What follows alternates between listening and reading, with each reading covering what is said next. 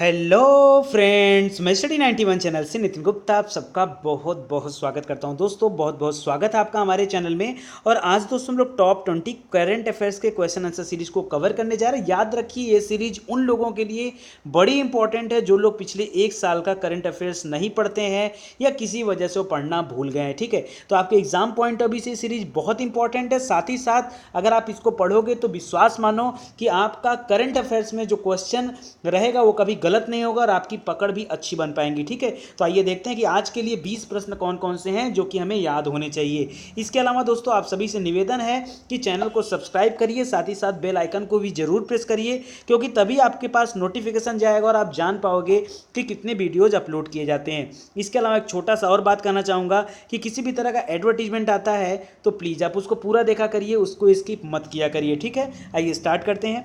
पहला क्वेश्चन दे रहा है दोस्तों कि हाल ही में किस राज्य सरकार ने नया आध्यात्मिक विभाग बनाने का फैसला लिया है। तो आध्यात्मिक शब्द से आप लोग को वाकिफ होंगे और ये इस तरह का डिपार्टमेंट बनाने वाला भारत का यह पहला राज्य भी है। ठीक है, तो याद रखिएगा। और यह काम किया गया है एमपी के द्वारा, मध्य प्रदेश की सरकार के द्वारा। ये जो इमेज देख रहे हैं दोस्तों, अभी हाल ही में आपने देखा कि एमपी में जो है चुनाव हुआ था, विधानसभा चुनाव हुआ, और उसमें आपके मध्य प्रदेश के नए मुख्यमंत्री कौन बनाए गए? तो कमलनाथ को कांग्रेस की तरफ से नया मुख्यमंत्री घोषित किया गया। इसके पहले शिवराज सिंह चौहान थे, इसको भी याद रखेगा। तो कमलनाथ जब मध्य प्रदेश के मुख्यमंत्री बने तब उन्होंने एक नया आध्यात्मिक विभाग बनाने का फैसला लिया। और यह आध्यात्मिक विभाग करेगा क्या? तो याद रखिए, यह सभी धर्मों के बीच में संभाव पैदा करेगा, भाईचारा पैदा करेगा, भाईचारा को बढ़ावा देगा। तो काफ़ी अच्छी बात है, इस तरह का डिपार्टमेंट होना चाहिए ताकि लोगों के बीच में आए दिन जो मतभेद होता रहता है वो ना हो पाए और लोग क्या हो, एक दूसरे से लोग प्यार और भाईचारे की भावना से रहें। ठीक है, तो काफ़ी अच्छी बात है, इसको याद रखेगा। अगला प्रश्न है कि हाल ही में नॉर्मन गिम्बेल, ठीक है, नॉर्मन गिम्बेल का निधन हुआ है। और नॉर्मन गिम्बेल कौन थे? तो मैंने आपसे पहले ही बताया कि जब भी किसी आदमी का डेथ होता है तो याद रखिए वो आदमी बड़ा इंपॉर्टेंट होता है। क्यों? क्योंकि हो सकता है वो किसी बड़े पद पर हो, या हो सकता है उसको कोई बड़ा पुरस्कार मिला हो, लाइक भारत रत्न, पद्मश्री, पद्म विभूषण, पद्म भूषण, ठीक है, इस तरह का कुछ मिला हो। या हो सकता है साहित्य वगैरह का कोई पुरस्कार मिला हो, जैसे साहित्य अकादमी वगैरह पुरस्कार मिला हो, या हो सकता है ऑस्कर वगैरह मिला हो, या हो सकता है आपका नोबेल वगैरह मिला हो। तो अगर ऐसा कोई व्यक्ति का डेथ होता है तो आप उसको याद रखिएगा। तो नॉर्मन गिम्बेल जो है दोस्तों, ये इमेज आप देख रहे हैं, नॉर्मन गिम्बेल एक गीतकार हैं। क्या है? एक गीतकार है, नहीं एक गीतकार थे। ठीक है, एक गीतकार थे और इनको ऑस्कर अवार्ड भी मिल चुका है। और आपको पता है कि ऑस्कर अवार्ड कितना मुश्किल से मिलता है। और सोचो अगर किसी ऐसे व्यक्ति की मृत्यु होती है जिसको ऑस्कर अवार्ड मिला हो तो और ज़्यादा इंपॉर्टेंट हो जाता है। और इसके साथ साथ दोस्तों ये अपने ज़माने में ग्रैमी अवार्ड भी जीत चुके। ग्रैमी अवार्ड भी जो संगीत की दुनिया का नाम माना जाना अवार्ड माना जाता है। ठीक है, तो ग्रैमी अवार्ड और ऑस्कर अवार्ड दोनों जीता था नॉर्मन गिम्बेल ने। ठीक है, याद रखिएगा, यह एक गीतकार थे। ठीक है, अगला क्वेश्चन है, हाल ही में अंतर्राष्ट्रीय ऊंट महोत्सव कहाँ पर आयोजित किया गया? बताइए, अंतर्राष्ट्रीय ऊंट महोत्सव। तो ऊंट कहाँ पर होता है? जाहिर सी बात है राजस्थान में। इस तरह का महोत्सव भी राजस्थान में हुआ है। याद रखिए, बीकानेर में कहा हुआ है, बीकानेर में अंतर्राष्ट्रीय ऊंट महोत्सव हुआ है। और दोस्तों रेगिस्तान का जहाज भी किसे कहा जाता है? तो ऊंट को कहा जाता है। ठीक है, याद रखेगा, ये भी काफ़ी इंपॉर्टेंट है। ठीक है, तो ये इंपॉर्टेंट है, इसको ध्यान दीजिएगा। इसी तरह उल्लू महोत्सव हुआ था, मैंने आपको पढ़ाया था, पुणे में हुआ था आपका उल्लू महोत्सव, याद आया ना? याद रखिएगा। आगे हाल ही में उष्णकटिबंधीय तूफान उस्मान नाम का एक तूफान आया है। और ये उस्मान तूफान किस देश में आया है? ठीक है, ये इंपॉर्टेंट है। जब कोई तूफान आता है खासकर अपने देश में या अपने पड़ोसी देशों में, तो वहाँ से क्वेश्चन आपके एग्जाम में बन जाता है। याद रखिए, यह तूफान आया था फिलीपींस में। फिलीपींस की राजधानी कहाँ पर है दोस्तों? इसकी राजधानी मनीला है। यहीं पर चावल अनुसंधान केंद्र है। ठीक है, भारत में भी एक क्षेत्रीय कार्यशाला खुल रहा है चावल अनुसंधान का, बनारस में, याद रखिएगा। तो फिलीपींस और भी नाम में जाना जाता है, जैसे एशियन डेवलपमेंट बैंक का नाम सुना होगा आपने। ठीक है, एशियन डेवलपमेंट बैंक, एडीबी का मुख्यालय भी कहाँ पर है?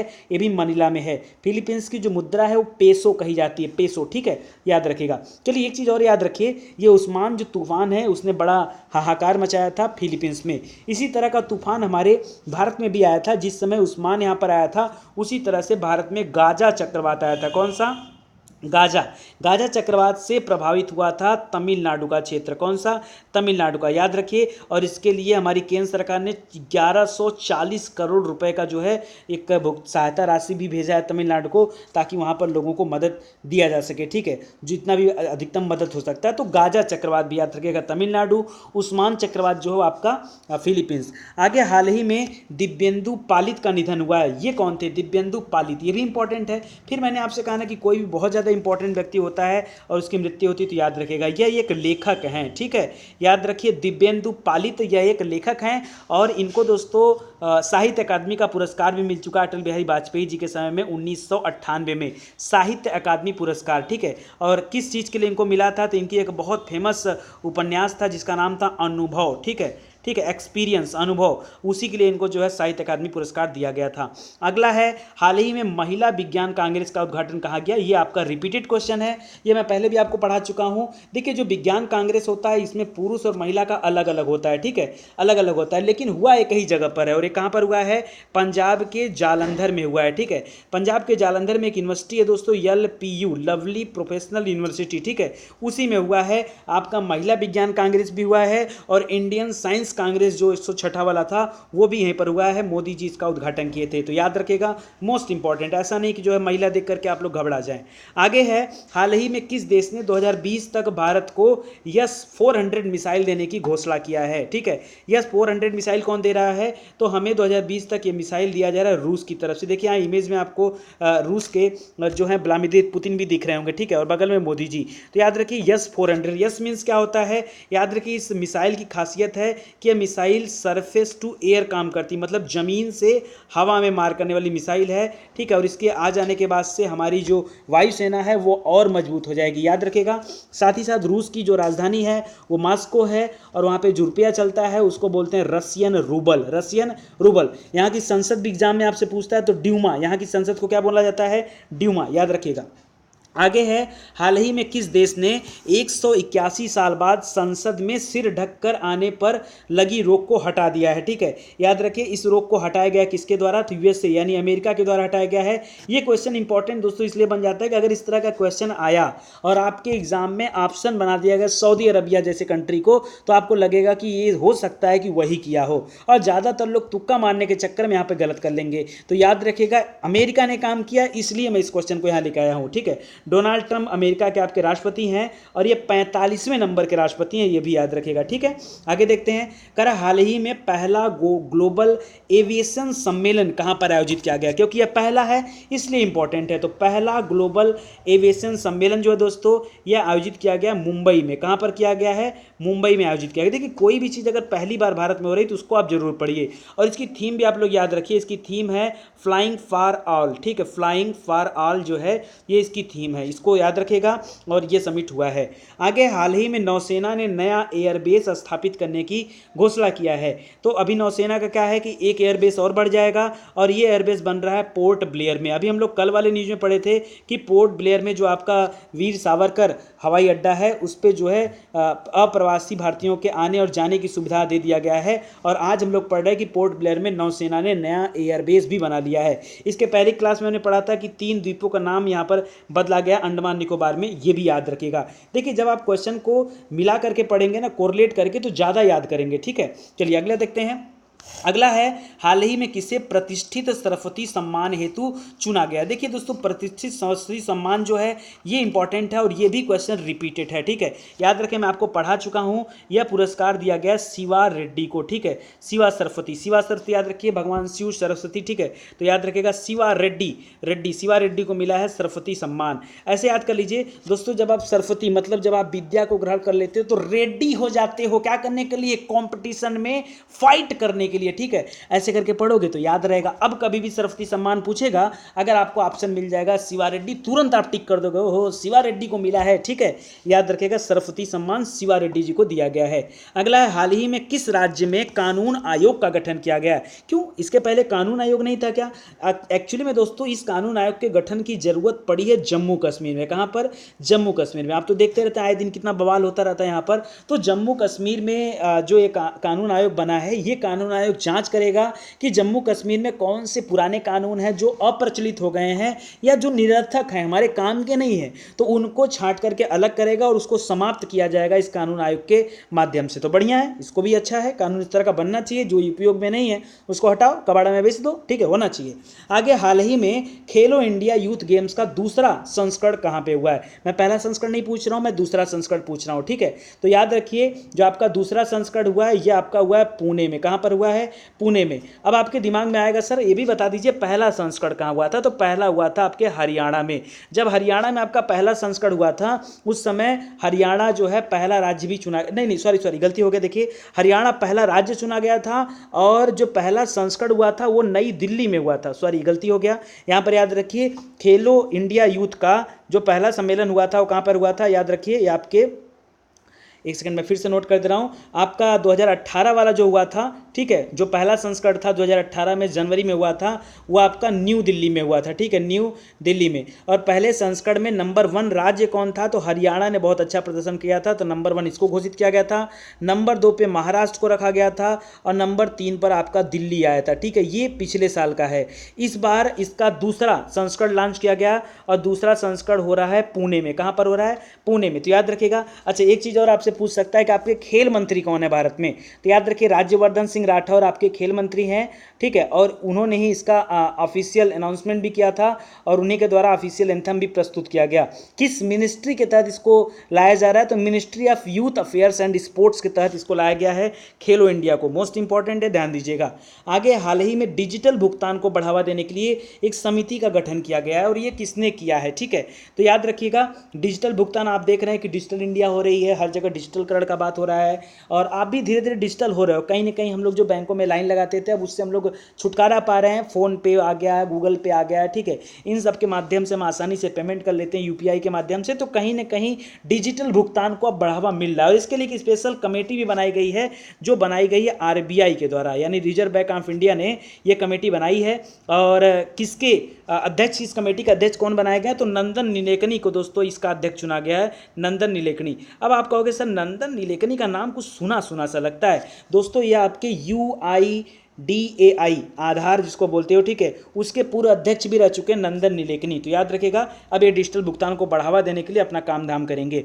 आगे है, हाल ही में आईसीसी का 105वां सदस्य कौन सा देश बना है, ठीक है। तो याद रखिएगा, अमेरिका को दोस्तों इसके लिए चुना गया, यूएसए के क्रिकेट टीम को इसके लिए चुना गया और ये आईसीसी का 105वां सदस्य बना। अभी तक क्रिकेट में अमेरिका नहीं था, ठीक है, लेकिन अब हो गया। अच्छा, आईसीसी का बात आ गया है तो इंडियन इंटरनेशनल क्रिकेट काउंसिल का पूरा नाम है। 1909 में इसकी स्थापना हुआ था, दुबई इसका हेडक्वार्टर, ये सब याद रखिए। और शशांक मनोहर इसके क्या हैं? अध्यक्ष हैं। आईसीसी का अध्यक्ष कौन है? शशांक मनोहर, ठीक है, याद रखिएगा। आगे, हाल ही में भारत ने किस देश को पर पसरगढ़ बैंक को, किस देश के यहाँ देखिए के रहेगा, को नहीं रहेगा, किस देश के पसरगढ़ बैंक को मुंबई में शाखा खोलने की अनुमति दिया है? अभी हाल ही में हमने देखा था कि आरबीआई ने बैंक ऑफ चाइना को अनुमति दिया था, ठीक है। और अब क्या हो गया, यहाँ पर देखिए दूसरा क्वेश्चन पढ़ रहे हैं कि पसरगढ़ बैंक को मुंबई में अपनी शाखा खोलने की अनुमति दिया जा रहा है। ये पसरगढ़ बैंक है कहाँ पर? तो दोस्तों ये ईरान का बैंक है, ठीक है। ईरान हमारा पड़ोसी देश है, ईरान की राजधानी तेहरान है और यहाँ पर आपका रियाल मुद्रा जो चलती है, रियाल चलती है। और एक चीज़ और याद रखिएगा यहाँ पर कि यूको बैंक जो हमारा दोस्तों, हमारे देश का यूको बैंक जो है, यूको बैंक जाएगा ईरान में अपनी शाखा खोलेगा और ईरान की पसरगढ़ बैंक भारत में शाखा खोलेगी। दोनों बात को याद रखिए, ठीक है, गलती मत करिएगा।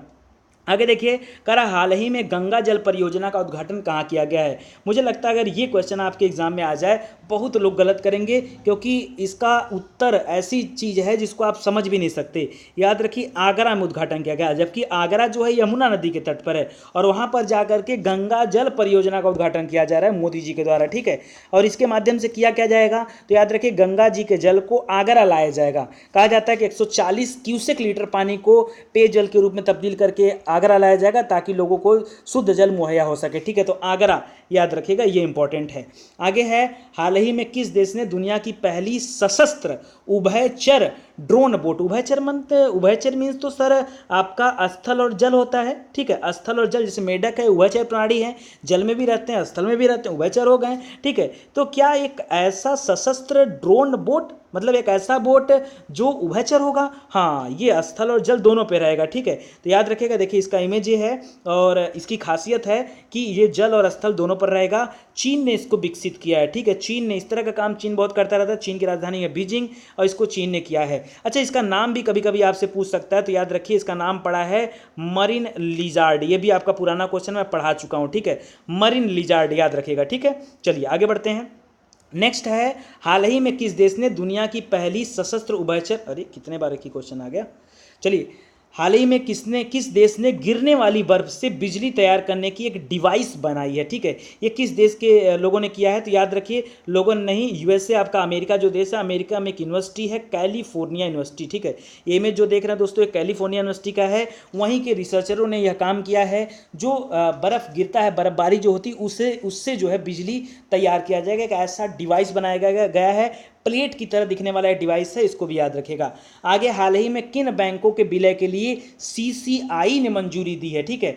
तो सीसीआई, ये हम नाम आपको लगता है पहली बार सुन रहे हैं, आईसीसी तो सुने थे, इंटरनेशनल क्रिकेट काउंसिल, ठीक है। ये सीसीआई क्या हो गया, तो सी माने होता है कंपटीशन, सी माने commission of India, competition commission of India को सीसीआई कहा जाता है, ठीक है। और इसने अभी हाल ही में गृह फाइनेंस बैंक, ठीक है, नाम सुना होगा आपने, गृह फाइनेंस बैंक और बंधन बैंक, इन दोनों को जो है विलय करने के लिए मंजूरी दे दिया। और ऐसा आप देख रहे हैं कई सारे बैंक ऐसा कर रहे हैं, और ऐसा दोस्तों इसलिए हो रहा है ताकि बैंकों की स्थिति मजबूत हो सके, जो कंपटीशन है बैंकों के बीच में वो थोड़ा कम हो सके, और उनकी जो आपने एनपीए वगैरह की समस्या देखा था, जो बैंक जूझ रहे हैं उससे उनको मुक्ति मिल सके, और बैंक जो है मजबूत बैंक के रूप में लोगों की सेवा कर सके, इसके लिए इस तरह का काम जो है किया जा रहा है, ठीक है। तो याद रखिएगा ये मोस्ट इंपॉर्टेंट क्वेश्चन है, इसको भी पढ़ते रहिएगा, ठीक है।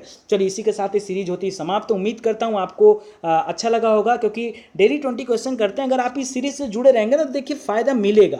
एग्जाम आने दीजिए, करंट अफेयर्स का कोई भी क्वेश्चन एग्जाम से बाहर नहीं जाने वाला है, ठीक है, याद रखिएगा। इसके अलावा डेली करंट अफेयर्स अगर आपको पढ़ना है तो आप हमारे दूसरे चैनल पर विजिट करिए, जिसका नाम है एग्जाम ट्रेंड्स। वहाँ पे हम लोग डेली का करंट अफेयर करते हैं, और यहाँ पर हम लोग पूरे साल में जो भी मोस्ट इंपॉर्टेंट है, जिस पे ज़्यादा फोकस करना चाहिए, उनको लेके चलते हैं। अब तो मेरी कोशिश ये भी हो गई थोड़ा रिपीट करते हुए चलें, ताकि जो बहुत ज़्यादा इंपॉर्टेंट है वो आप भूलें ना, जैसे सरस्वती सम्मान, रेड्डी शिवा रेड्डी, याद रहेगा इस तरह से चीज़ें, ठीक है। तो याद करते चलिए, बढ़िया से पढ़ते चलिए। जो लोग नए हैं आप आइए प्लेलिस्ट में जुड़िए, और आकर के हर एक विषय को आसानी से और डीपली स्टडी कर सकते हैं, ठीक है। चलिए आप सभी का बहुत बहुत धन्यवाद, थैंक यू सो मच।